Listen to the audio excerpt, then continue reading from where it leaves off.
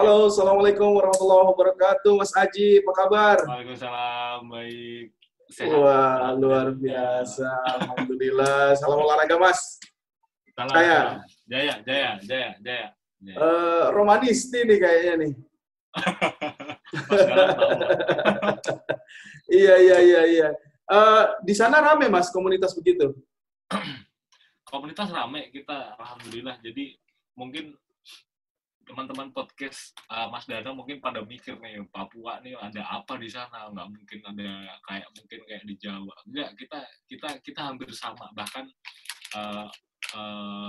kita ngobrol Semarang, Solo, Jogja, Surabaya dan lain sebagainya, kita hampir sama. Kota Sorong, terus beberapa kota besar di Papua. Hanya saja memang mungkin keterbatasan di beberapa infrastruktur, terus kemudian networking, internet, terus kemudian kayak mall itu memang agak kurang. Tapi ada lah, kita ada dan bisa merasakan. XX1 juga udah ada, alhamdulillah. Oh gitu ya? Oh, rame berarti. Iya. Yang terlalu itulah, Mas. Oke. Teman-teman nih, saya lupa sampai memperkenalkan nih, Mas Waskito Aji Suryo Putro. Bener ya, Mas ya? Siap, bener, Mas. Mas Aji ini dulu teman wasit ya. Kita kenal pertama di wasit bukan sih? Di wasit. Dulu pas kalau nggak salah 2011 kita ketemu di Jatidiri dulu, Mas. 2011 ketemu di Jatidiri, terus kemudian kita satu skop di Pemprov Jawa Tengah, terus kemudian ada beberapa tugas dari pusat Jawa Tengah, kita ketemu di Jatidiri, terus kemudian di beberapa kota di Magelang, itulah banyak. Iya. Sama Mas Danang kenangannya juga banyak. Luar biasa. Karena Mas Haji tuh kalau di lapangan tuh paling tinggi lah pokoknya secara postur. Saya jadi kalau sama Mas Haji tuh, aduh, saya setengah badan sendiri itu. Enggak juga, setengah badan. Sekarang Mas Haji itu ada di Papua, tepatnya di Unimuda Sorong. Nah tuh jersinya tuh luar biasa. Unimuda Sorong, Universitas Pendidikan Muhammadiyah Sorong. Luar biasa. Sebelum ke sana, Mas, saya mau tanya dulu nih, kenapa Papua? Siap. Wah, ini menarik Papua, nih. Ya. Karena terus terang kan, saya ada beberapa teman di Papua sih. Cuman kebetulan nih saya pertama kali ngetek dengan Mas Haji, jadi saya pengen tahu perspektifnya Mas Haji karena Mas Haji asli Jawa kan? Asli Jawa. Dari Sragen, dekatnya Solo Raya lah, Mas. Solo Raya. Oke. Mas Haji asli dari Sragen. Nah, ini saya penasaran nih, kenapa kok akhirnya merantau sampai Papua? Bisa cerita nggak, Mas? Jadi sebenarnya ini nggak disengaja sih, nggak disetting, tapi cuman karena memang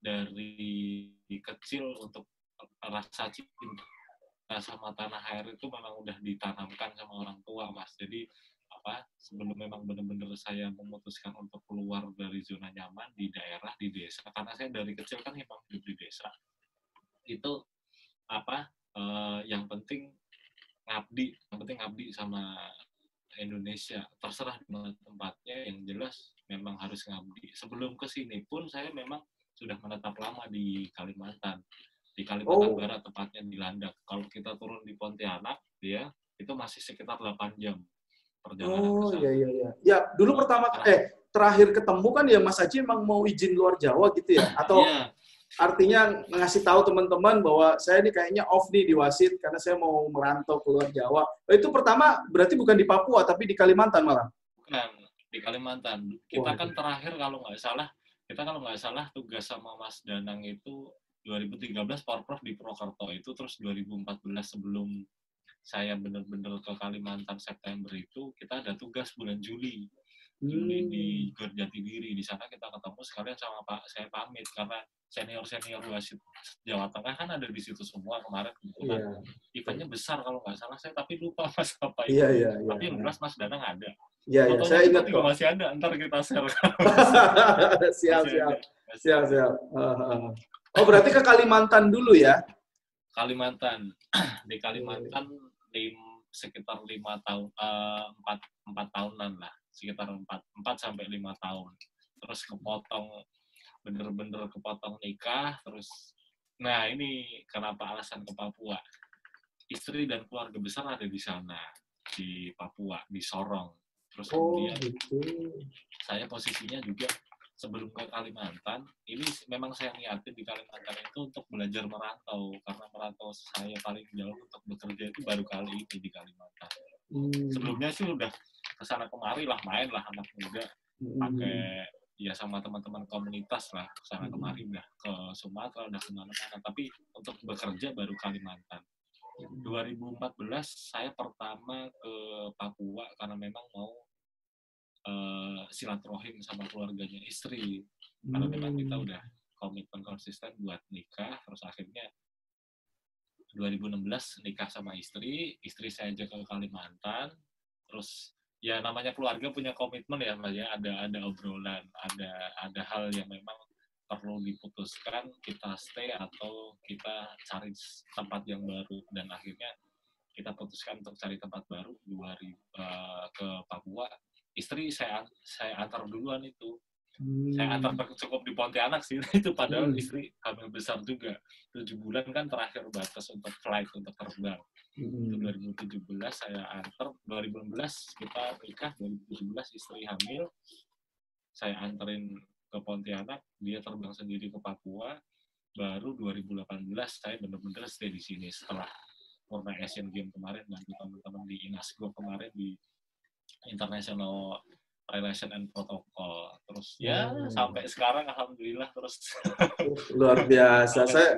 Saya nggak meragukan sih kalau Mas Aji dimanapun tempat sudah pasti kepake. Apalagi sekarang juga karena saya gini ya Mas. Saya kan kadang ya punya banyak teman-teman ya. Artinya kalau saya menilai Mas Aji itu memang dimanapun tempat saya kira pasti diterima karena emang orangnya ya. Alhamdulillah. Kelihatan lah Mas, artinya buat saya yakin Mas Aji tuh nggak akan sulit untuk menyesuaikan dengan tempat baru gitu. Nah, kalau berarti awal mula di Papua tetap ada hubungannya dengan istri gitu ya? Kalau secara prinsipal memang iya, karena memang posisinya harus di keluarga kan memang harus cari win-win solution ya Mas Danang ya. Kalau posisinya Mas Danang kan memang win-win solutionnya kalau misal memang di tempat ini kita tidak prospektif untuk maju, ya udah berarti ada opsi yang kedua, dan opsinya kemana kayak gitu kan. Terus istri membuat satu penawaran, coba kita udah ada pemikiran sebenarnya ke beberapa tempat kayak di Maluku atau di Sulawesi yang memang sebenarnya kita bener-bener nggak dekat sama keluarga saya, nggak dekat sama keluarganya istri juga. Nah mana nih tempat? Terus akhirnya ya udahlah, karena memang kita belum ada pikiran dan belum ada kesepakatan, udahlah kita ke Papua dulu, siapa tahu di sana memang ada something yang bisa buat kita belajar lagi. Terus akhirnya alhamdulillah sampai sekarang masih stay, masih betah, dan insya Allah malah tambah betah nih kelihatannya karena udah ada anak-anak. Iya betul. Selain itu juga, wah Mas Haji ini sekarang udah jadi pejabat nih kayaknya. Sekarang Mas Haji ini menjabat sebagai Kabiro Humas dan Birokrasi Protokoler ya di Unimuda Sorong atau apa sebutannya? Apa? Takut saya salah. Kepala Biro Humas Kerjasama dan Protokol. Jadi lebih sebenarnya itu kerjaan mudah sih. Maksudnya kerjaan mudah gimana ya kan? Ya mungkin mungkin udah ada background teman banyak itu tadi. Terus kemudian yang kedua, untuk masalah kerjasama, kita udah sering untuk public speaking, ketemu sama orang baru, ngelobi, networking yang dapat, dan lain sebagainya. Terus untuk protokol, pengalaman di UNS kemarin kan sempat bantu di birokrasinya UNS juga. Jadi enak juga sih. Sempat masuk ke birokrasi di kecamatan juga, dan lain sebagainya. Karang Taruna, terus kemudian organisasi-organisasi yang gede yang ada di Jawa. Jadi semua kerja ya enak-enak aja. Tapi teman-teman mungkin melihatnya mungkin yang belum ada jam terbang ke sana mungkin masih kelihatan kaku. Cara ngelobinya kayak gimana, cara ngomongnya kayak gimana. Tapi sebenarnya kita pengen aja enak seperti itu. Betul, setuju. Karena ketika saya tahu Mas Aji ada di posisi itu, ini kayaknya emang posisi yang tepat karena tipikalnya Mas Aji memang di sana gitu. Artinya kalau Mas Aji berada di tempat itu, saya yakin bukan sesuatu yang baru karena saya yang udah lama kenal Mas Aji juga ini cocok tipe-tipenya. Karena memang semua orang kan ada ya tipikal orang yang kadang ya ketemu orang baru bingung, ketemu orang baru mau gimana ngobrol juga bingung. Kalau Mas Haji kan saya kira sudah banyak pengalaman juga seperti tadi, dan juga memang karakternya Mas Haji kayaknya memang sangat cocok. Tapi kalau saya lihat di informasinya, timnya tuh memang anak-anak muda semua, Mas. Kalau tim sebenarnya itu sebenarnya kader-kader teman-teman humas sih, Mas. Jadi apa itu namanya? Kemarin itu memang dulu sebelum saya di Kepala Biro, saya sempat sekretaris. Jadi ketika saya datang pertama di Asian Games Jakarta, kebetulan tugasnya kemarin di kantor pusat Inasgoknya di Jakarta, International Relation and Protocol. Terus kemudian lamaran yang kemarin udah saya masukin di dulu sebelum Unimuda Sorong itu STKIP Muhammadiyah Sorong. Jadi sebelum Unimuda itu STKIP Sekolah Tinggi. Jadi basicnya masih konsen ke arah FKIP, masih pendidikan lah. Nah dari sana kita dipanggil, alhamdulillah diterima di situ. Terus kemudian sebelum masuk ke situ, karena memang ya birokrasi mana-mana wajar ya masing-masing untuk kasih training dulu nih kerjanya kayak gimana. Pimpinan kan menilai ya, pimpinan menilai. Kita kasih kerjaan kayak gini kok ini orang beres ya. Terus kerjaan kayak gini terus ini juga bisa ya. Terus itu masalah public speaking ini juga bisa. Akhirnya dicobain ke untuk apa? Untuk nge-backup senior yang sudah ada di situ. Nah, kebetulan senior yang ada di situ juga punya networking sama istri. Maksudnya udah jadi temen juga di Sorong. Terus kemudian dia ketika lihat kerjanya terus kasih rekomendasi ke saya, coba kasih masuk, kenalin ke arah pimpinan. Jadi sebelumnya memang nggak ada sama sekali kenalan di situ, nggak ada sama sekali. Terus akhirnya namanya Pak Surya sekarang, Pak Surya itu sekarang di arah pembantu apa kayak kalau sekarang nomenklaturnya wakil rektor ya mungkin ya, wakil rektor untuk bidang keuangan. Tapi namanya di kita masih di Kepala Biro. Jadi di Unimuda sendiri ini kita punya presiden, rektor, dan wakil presiden, wakil rektor. Nah, kemudian kita dikasih menteri-menteri, termasuk saya. Menteri Humas di Biro Humas, Menteri Akademik di Akademik, Keuangan di Keuangan, Kemahasiswaan dan Alumni, terus Ekonomi Kreatif, dan lain sebagainya. Dan semuanya itu kita cuma dikasih kepala dengan sekretaris. Nah, terus kemudian untuk struktur itu kita improvisasi. Ada beberapa teman yang pakai orang-orang tua, terus kemudian ada beberapa teman-teman yang pakai beberapa kasih lowongan untuk staff dan lain sebagainya. Tapi di Humas sendiri kita memperdaya gunakan teman-teman mahasiswa. Nah, teman-teman mahasiswa ini beragam, ada tapi untuk prinsip kaderisasi itu jelas dari semester 6 kalau sekarang semester yang kita ambil semester 6 4 sama 2 itu jelas, karena nanti kalau yang 6 udah fokus ke arah skripsi ada adiknya di semester 4, terus 4 kalau naik-naik lagi ke arah semester 2, dan itu ya kita kasih gaji Mas, tapi gajinya kan nggak seberapa dibandingkan dengan ilmunya, karena kita harus kasih brainwash ke anak-anak juga untuk ilmu, terus kemudian networking, link, kerjaan, pengalaman baru itu tidak ada harganya dan tidak bisa dinominalkan kayak gitu. Jadi ya rata-rata anak-anak muda semua. Tapi yang memang terpenting itu adalah ketika kita menanamkan jiwa mereka untuk loyal dan militan, apalagi ke alma mater. Nah, itu nanti bisa apa ya, bisa jadi satu power sendiri untuk mereka benar-benar mengabdi. Selain itu kan kita juga kasih satu kemudahan, maksudnya ya kalaupun semisal memang posisinya ngawal menteri yang datang ke kampus, teman-teman padahal ada jam kuliah nabrak, ya pasti ada keringanan dari kita. Itu gampang lah, di mana-mana birokrasi gitu gampang. Kayak gitu Mas Dana. Siap. Saya memang dapat poin nih, karena memang proses proses kaderisasi, apalagi untuk hal-hal yang berhubungan dengan protokoler, humas dan kawan-kawannya itu soft skill ya, lebih ke soft skill. Karena soft skill itu memang harus diasah di lapangan kan. Mungkin kita bisa dapat teorinya ya di beberapa mata kuliah melalui pendekatan mata kuliah, tapi saya kira kalau itu tidak di-actionkan di lapangan kan saya yakin juga itu sama aja. Iya, betul. Tapi sebenarnya tim di sana tuh, atau dosen di sana, kebanyakan memang dari mana-mana, kayak Mas Haji, mungkin dari luar Papua, atau memang banyak putra daerah juga, Mas, di sana? Di Sorong itu, kalau saya bisa sebut di kota Sorong itu mini Indonesia. Jadi dari Sabang sampai Merauke, dari Miangas sampai Pulau Rote itu ada orangnya.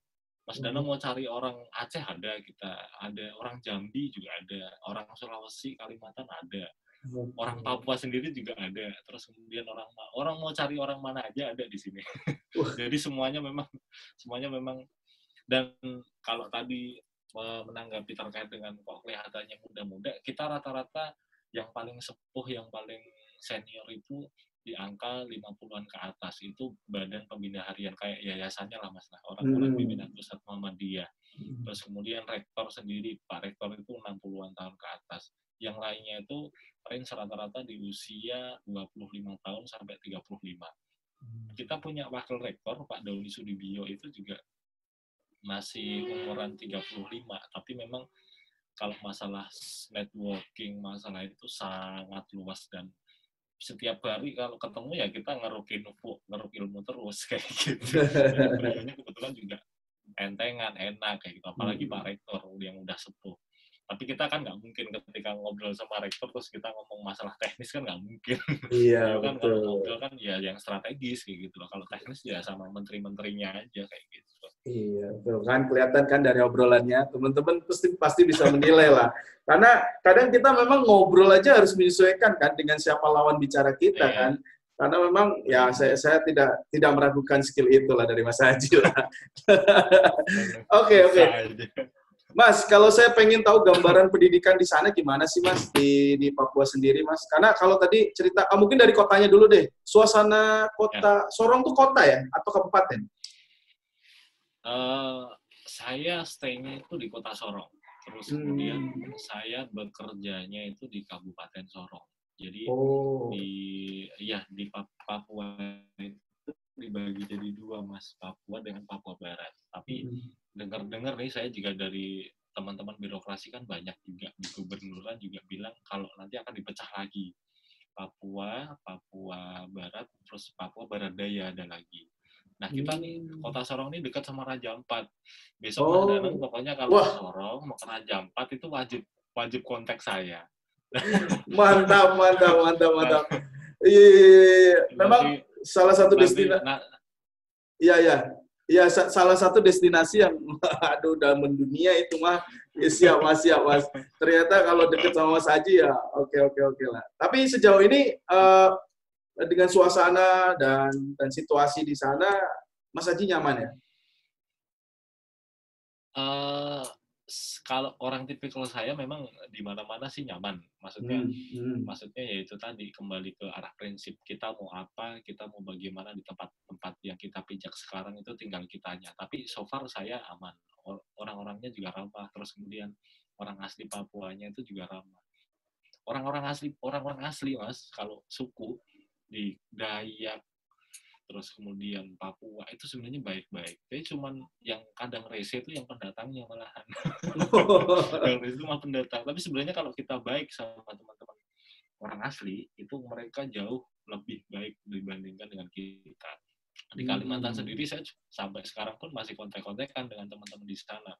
Malah kontak-kontakannya nggak cuma sama teman-teman Vespa, teman-teman komunitas, enggak. Kita WA-an itu sama ketua yayasannya yang dulu tempat saya itu masih WA-an sih terus nanyain kabar gimana COVID, perkembangannya kayak gimana, karirnya kayak gimana. Sangat-sangat terus sangat-sangat baik. Terus kemudian yang di sini pun juga sama, dan mereka welcome dengan perubahan yang baik kayak gitu loh. Jadi kalau misal memang ya tergantung kitanya sih, so far sangat nyaman lah seperti itu. Mantap. Saya malah jadi ingat tadi ngomongin COVID. Gimana Mas kondisi COVID di sana? Apakah semasif di kita nih di Jawa kan kayaknya heboh banget ya. Kalau di sana gimana Mas? Di Sorong sendiri kita kalau untuk masalah COVID sendiri kemarin memang ada beberapa pasien yang meninggal, tapi tidak semasif yang ada di Jawa, enggak. Karena posisinya memang kita di birokrasi yang kita lihat itu memang ada yang diberlakukan dengan ketat, maksudnya tapi masih ada yang ngeyel, itu wajar ya. Kalau kita kasih PSBB kemarin masih ada yang ngeyel, disuruh pakai masker juga masih ada yang ngeyel. Tapi memang alhamdulillah baik kok Mas. Jadi nggak yang sehedon kayak di Jawa, enggak, kita aman alhamdulillah. Karena posisinya memang Raja Ampat sendiri yang memang destinasi terbesar dan banyak orang luar masuk, kemarin itu mati sama sekali. Karena memang posisinya kita benar-benar lock semua. Penerbangan semua yang menuju ke arah Papua itu pasti mampir ke arah Sorong. Pasti. Baik ke Jayapura, ke Biak, ke Manokwari, ke Merauke, semua itu pasti mampir ke Sorong. Dan Sorong itu tempat untuk transit masuk ke Papua. Jadi gerbangnya Papua itu di Sorong sini. Kayak gitu. Iya. Jadi nggak yang terlalu sehedon di Jawa, tapi ya kita tetap waspada seperti itu. Masih baik, alhamdulillah. Berarti memang ditutup total ya untuk Raja Ampat misalkan contohnya? Ya, Raja Ampat kemarin ditutup total. Tapi untuk penerbangan masih ada beberapa pesawat jet-jet pribadi, terus kemudian kargo untuk pengiriman barang logistik itu masih ada, bahan makanan itu masih ada. Terus kemudian kalau untuk pejabat-pejabat yang memang urgensinya penting ke arah pusat, ke arah apa itu tetap ada penerbangan. Kemarin udah dibuka kok, mulai dari Senin kemarin penerbangan udah dibuka. Hanya saja memang sekarang protokolnya itu sangat ketat, rapid test, kemudian surat keterangan dari Satgas, terus kemudian tujuannya kemana, kesehatannya kayak gimana, itu mending nggak kemana-mana daripada ngurusin surat. Iya benar. Udah bisa. Iya benar. Tapi kalau dilihat dari ini berarti sana cukup tertib juga ya, artinya kan bisa terkendali gitu ya, artinya ya. Penyebaran COVID-nya cukup baik lah, cukup bisa, terkendali maksudnya gitu, bisa dibilang begitu. Ya. Oke, mantap. Nah, Mas Haji ini kan memang kita kan background-nya semua dari olahraga ya. Kalau di Uni Muda sendiri, kalau untuk prodi olahraganya apa, Mas? Prodi olahraganya kita lebih ke arah pendidikan jasmani, Mas, kesehatan jasmani saja. PJKR namanya atau apa? Bukan, kalau dulu di STKIP sebelum kita berubah nama menjadi Uni Muda, universitas, kita Penjaskesrek, pendidikan kesehatan dan rekreasi. Tapi setelah kita pindah ke arah universitas, pindah nama nomenklaturnya jadi berubah, fokus ke arah pendidikan jasmani saja. Oke. Ya, tapi ruhnya untuk di rekreasi dan lain sebagainya itu masih sangat kental seperti itu. Iyalah pasti karena kan memang kita tuh sangat luas, bisa kemana aja. Tapi kalau di Papua sendiri untuk prodi-prodi yang spesifik ke bidang olahraga tuh ada mana aja sih, Mas? Ya mungkin yang saya tahu Uncen ya, Uncen pasti ada. Selain itu ada lagi nggak? Karena Papua tuh kan luas banget ya. Kalau saya memang belum pernah ke sana, Mas. Tapi kalau saya ngeliat petanya, wah ini berlipat-lipat dari Pulau Jawa nih. Iya, betul. Iya. Kalau kita jalan ke arah Surabaya, Jakarta itu sekitar 500-an kilometer ya, Mas ya? Ya, kurang lebih. Nah, itu perjalanan sekitar 12 jaman. Nah, kalau kita jalan ke Papua, 12 jam itu udah dapat sekitar 800 sampai bahkan 1000 km. Jadi memang sangat luas. Nah, kalau untuk prodi Penjas kayak alma mater kita olahraga itu di Usamus Merauke, di Uncen, itu yang fokus ke Papua. Tapi kalau untuk Papua Barat itu hanya ada di Uni Muda Sorong. Hanya ada di tempat kita. Yang negeri di Papua Barat itu, kampus negeri itu Universitas Papua di Unipa di Manokwari, tapi belum ada prodi pendidikan jasmaninya, olahraganya pelatihan dan lain sebagainya belum ada. Tapi so far ke depan kita punya rektor itu memang gila olahraga. Beliau background-nya itu tenis lapangan. Jadi iya. Alhamdulillah kita dibantu sarana dan prasarannya yang sangat luar biasa. Lapangan itu lengkap. Lapangan bola, lapangan basket, lapangan tenis, indoor volley, terus kemudian ya walaupun belum jadi sih 100% indoor volley, bulu tangkis, futsal ada semuanya alhamdulillah. Wah, luar biasa. Kita tanah kita juga alhamdulillah luas, Mas. Kita punya sekitar 58 hektar itu di ring satunya. 58 hektar ring satu, terus kemudian kita juga mau buat rumah sakit, itu ada sekitar 10 hektaran. Terus kemudian di kawasan ekonomi khusus yang kemarin diresmiin sama Presiden Jokowi itu ada ada sekitar 15 hektaran, jadi sangat-sangat luas. Nah, Mantap.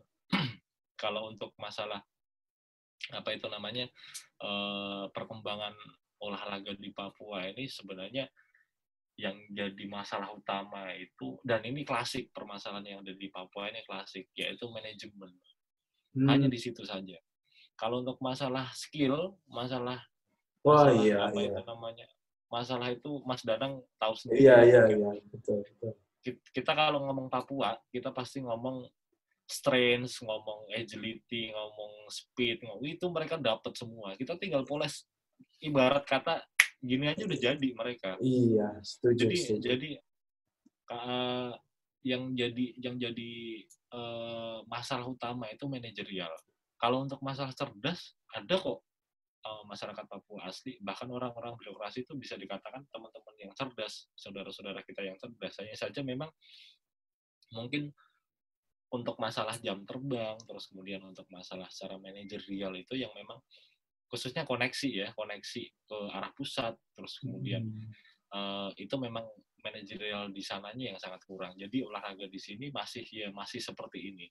Tapi saya yakin nanti generasi-generasi penerus mereka di birokrasi, ketika orang-orang tua di sana di birokrasi diganti dengan teman-teman yang muda, itu pasti akan ada perubahan yang sangat signifikan untuk olahraga di sini.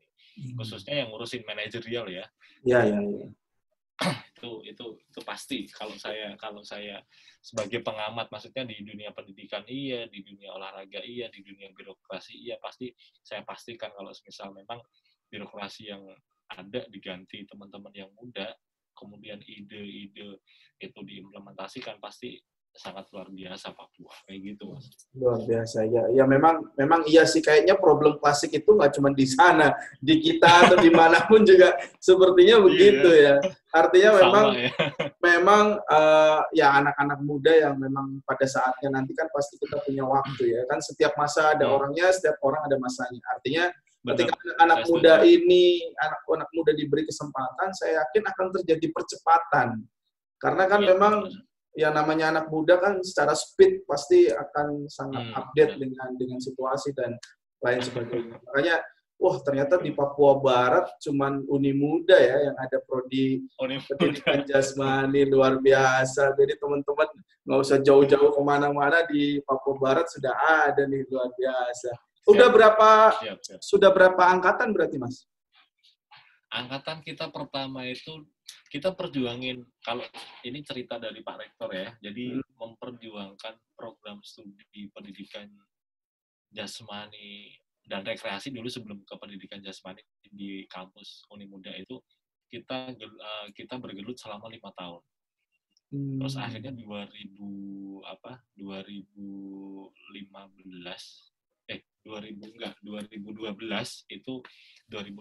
itu alhamdulillah rilis pertama program studi pendidikan penjaskesrek. Terus kemudian mulai ngelulusin ya 2016 sampai kemudian kita berubah nama dari STKIP ke Uni Muda di 2018, ya sudah sekitar 6 angkatan lah Mas, sekitar 4 angkatan. 2016 perdana wisuda untuk olahraga, terus kemudian sekarang kan ditarik mundur 2020, ya 4 tahunan lah. 4 angkatan, mohon maaf, 4 angkatan yang sudah itu. Dan alhamdulillah sekali selama teman-teman setelah purna lulus dari kampus itu langsung keserap, dimanapun mereka berada itu langsung keserap. Mereka kembali ke kampung, mereka kembali ke daerah masing-masing. Misalnya yang ke Banda Neira, mereka langsung jadi guru di sana. Bahkan udah ada yang jadi kepala sekolah. Wah, luar biasa. Ada yang jadi kepala sekolah. Terus kemudian balik lagi ke arah Manokwari, mereka juga udah diangkat jadi pegawai negeri. Balik ke kampung, mereka malah jadi kepala sekolah juga ada. Pokoknya macam-macam. Dan tracer study yang kita jalankan kemarin sama teman-teman di kemahasiswaan dan alumni itu, kita lihat range-nya itu memang sangat-sangat luar biasa. Hampir di angka 100% itu lulusan kami, khususnya di bidang olahraga ini memang masuk semua keserap sama kebutuhan yang diperlukan sama daerah kayak gitu, Mas. Karena nggak semua yang kuliah di kita itu tidak hanya orang Papua, enggak. Di Sulawesi itu banyak yang lari ke kita, terus kemudian di Maluku lari ke kita, terus kemudian yang ada di Papua sana itu larinya ke Papua Barat, padahal ada Uncen, ada usaha. Karena kita sekarang ngobrol masalah akreditasi ya Mas ya, masyarakat kita nggak bisa dibodohin sekarang, walaupun itu negeri kalau belum akreditasinya bagus itu pun masyarakat juga nggak mau kayak gitu. Nah kita alhamdulillah punya prodi akreditasinya juga B, terus kemudian kampus kemarin institusi dari BANPT juga udah baik sekali ya. Itu jadi satu hal yang sangat untuk blow up dimanapun ya kita berani kayak gitu loh Mas. Iya, luar biasa. Iyalah yang isi anak-anak muda kayak Mas Haji. Ya, jadi luar biasa. Pasti percepatannya luar biasa. Karena memang apalagi sekarang kan Mas Haji juga aktif di medsos, aktif di berbagai platform media. Karena memang tidak bisa kita pungkiri ya, apalagi Mas Haji di bagian humas, kita pasti memang harus aware dengan hal itu. Karena sekarang informasi, keterbukaan informasi kan bisa kemana-mana, artinya orang bisa akses. Sangat luas, betul. Karena kesadaran kita terhadap adanya teknologi itu memang harus muncul dan pasti pion-pionnya adalah anak muda ini kan gitu. Terus sempat ini Mas, sempat mikir juga. Kemarin kita dibenturkan dengan COVID-19. Kita sempat mentok di sini. Biasanya kan kita silaturahim tingkat tinggi ke arah birokrasi, ke arah sekolah, terus kemudian ke arah yayasan dan sebagainya. Terus kita kebentur dengan lockdown, dengan COVID, dengan pandemi.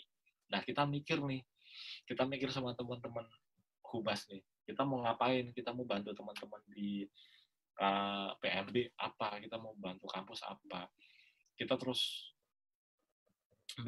kita mikir bareng, diskusi hampir berapa hari itu diskusi, akhirnya ketemu kita harus blow up media sosial Pak. Ya walaupun memang sebelumnya kita juga udah masif ke arah media sosial tuh udah, hanya saja sekarang kita harus lebih blow up lagi, kita harus up to date, kita harus upgrade terus, setiap minggu harus punya satu konten yang menarik. Kontennya itu nggak asal konten, jadi kita harus serang nih bangsa kita untuk orang-orang yang menengah ke atas, model serangan proxy war-nya kayak gimana, terus kemudian menengah ke bawah itu kayak gimana, agar mereka juga punya interest sendiri ke arah kampus kayak gitu, ke arah universitas. Jadi yang ditampilin juga yang muda-muda, terus kemudian kita juga up to date terus, kita juga ngerangkul birokrasi kanan kiri. Apalagi yang terpenting itu kalau kita ngomong keamanan di Papua memang ya udah dikatakan aman, tapi kan jaga-jaga. Jadi masih ada kejadian adat. Bahkan kemarin Mas Dadang juga pernah dengar di Agustus kemarin sempat rusuh karena magnet dari Jawa, dari Surabaya kemarin terus ketarik ke daerah. Nah itu kita punya strategi sendiri. Jadi kita ngerangkul TNI Polri, kita ngerangkul Panglima kemarin, kita ngerangkul orang-orang yang ada di AD, AL, AU, semuanya kita rangkul, dari kepolisian kita rangkul ya biar terjadi satu sistem keamanan indirect kayak gitu. Jadi kalau kita ngomong muda, wah udah sana backup-nya ada AL, AU, AD, nggak usah lah, jangan dirusuin kayak gitu. Nah, itu pola-pola pikir kayak gitu yang memang belum semua kampus di Papua dan Papua Barat itu dan Maluku Utara karena mikir ke arah sana Mas kayak gitu loh. Jadi ini yang memang, dan ini bisa di breakdown juga sistemnya seperti ini untuk teman-teman yang ada di Jawa biar lebih solid kayak gitu Mas Danang. Ya, setuju. Memang semua aspek harus kita pikirkan dengan baik ya. Benar. Luar biasa. Uni Muda punya aset yang luar biasa ini, seorang Mas Aji Waskito. Luar biasa. Oke.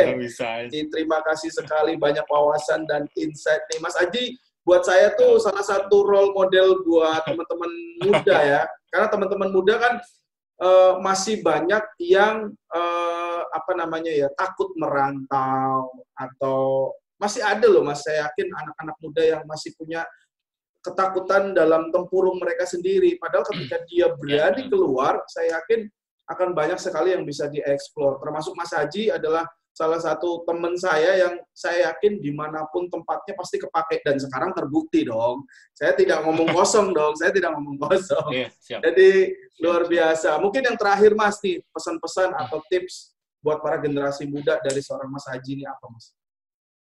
Oke, jadi sebelumnya terima kasih Mas Danang karena udah ngasih satu space untuk ngomong. Jadi kemarin saya dengung-dengungkan juga untuk teman-teman di RRI, terus kemudian sempat live YouTube juga sama teman-teman yang ada di UNESA Surabaya, terus kemudian ada dari UNJ juga. Mereka punya podcast juga kemarin, jadi sempat ngobrol. Intinya lebih berani untuk keluar dari zona nyaman. Jadi kalau kita ngobrol masalah anak muda, kalau kita hanya hidup di scope itu saja dan ilmu yang kita dapat itu saja, dan kita harus berani keluar. Nah, di luar itu sudah ditawarkan banyak sekali ilmu, walaupun itu nggak di kuliah. Jadi pengalaman saya dari sudah jalan dari SMA, terus kemudian masuk ke arah kuliah di S1, terus kemudian di S2 kemarin, saya sempat mikir apa memang harus saya berkarya di sini kemudian untuk memajukan daerah saya. Itu pemikiran yang salah. Di daerah saya, di daerah kamu, di daerah kalian, itu ya di Indonesia. Jadi kalau misal memang teman-teman mau mengabdi dan memajukan daerah, masih ada space banyak sekali untuk menuangkan ide-ide kreatif, terus kemudian ide-ide yang sangat-sangat luar biasa, terus kemudian ada backup dan support dari orang-orang yang memang sebenarnya teman-teman dari luar Jawa itu menunggu kita, Mas, teman-teman yang ada di Jawa, khususnya yang punya ilmu, mohon maaf ya, jadi punya ilmu itu tidak harus kuliah tinggi, tidak, tapi punya pengalaman, dan kemudian di-share caranya seperti ini, terus kemudian harus kayak gini, terus jadi anak muda tuh kayak gini, dan lain sebagainya. Itu hal-hal yang memang sebenarnya harus ditanamkan. Jadi saya pun sampai sekarang masih komunikasi dengan teman-teman Karang Taruna yang ada di kabupaten. Kalau misal teman-teman mau cari ilmu yang lebih baru, ilmu yang lebih gres, itu harus merantau, dan merantaunya itu juga harus jauh. Kemudian dari sana harus, kalau orang Jawa bilang itu nikul dur mendem jeruk ya, Mas ya, kalau orang Jawa ngomong. Jadi harus bisa beradaptasi dengan cepat, terus kemudian dari sana itu pasti kita dipakai. Maksudnya dipakai itu ya untuk kemajuan mereka. Intinya seperti itu, Mas Danang. Jadi buat teman-teman semuanya yang sekarang masuk di usia-usia muda, teman-teman sekarang masuk di masa alfa. Jadi masa alfa itu ya internet gampang, terus kemudian ilmu bisa didapat di mana saja, dan dari sana itu kemudian kalau bisa harus berani keluar ke zona nyaman dan berani keluar dari daerah, dan intinya di sana. Dan masih banyak space kosong untuk teman-teman mengimplementasikan ilmu yang teman-teman dapat. Mumpung sekarang masih di rumah di Jawa ya, mungkin untuk teman-teman yang di Jawa berani keluar. Kita nanti pasti akan membantu. Maksudnya membantu, udah ada beberapa teman-teman yang sekarang mungkin di Jawa udah buntu ya, mau ngapain dan lain sebagainya. Terus akhirnya kita koneksikan dengan teman di sana, lari ke Kalimantan, lari ke Sulawesi, lari ke Ambon, lari ke Papua. Akhirnya sekarang juga bisa dipakai ilmunya kayak gitu loh, daripada di Jawa udah buntu. Iya. Kita harus berani keluar dari zona nyaman. Intinya di situ, Mas Dana. Setuju. Jadi memang ada, kalau saya nangkep ada dua hal mungkin ya. Sebuah kebanggaan atau kepercayaan diri saya terhadap Indonesia yang luas, tetapi satu, orang di daerah welcome dengan orang-orang baru, dan orang yang datang seperti Mas Aji itu adalah orang-orang yang memang mampu menyesuaikan diri dengan lingkungannya. Jadi kolaborasi antara kedua itu pasti akan membangun daerah dimanapun tempatnya. Indonesia sangat luas, Indonesia tidak cuma Jawa, tapi saya optimis dengan anak-anak muda seperti Mas Aji juga ini yang sudah menginspirasi dan sudah menancapkan istilahnya banyak sekali kebaikan di sana. Saya yakin semoga akan semakin berkembang lagi. Sukses buat Mas Aji, sukses buat Uni Muda Sorong. Semoga nanti semakin besar lagi, semakin sukses lagi, semakin punya kontribusi untuk masyarakat di sekitar sana. Luar biasa. Terima kasih. Siap. Sama-sama Mas Aji. Terima kasih. Assalamualaikum. Ya, waalaikumsalam warahmatullahi wabarakatuh.